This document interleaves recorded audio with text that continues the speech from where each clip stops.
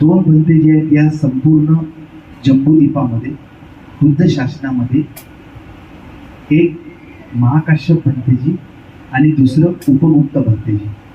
हे उपगुप्त भंते हे दोन भिक्षू असे आहेत की हे यांनी निर्वाणाची अवस्था प्राप्त केली, अरहत प्राप्त झाले, पण अजूनही शरीर त्यागलेलं नाही, अजूनही नाही. यांचाही कालखंड सांगेल तुम्हाला. तुम्ही म्हणाल भंतेजी कसं?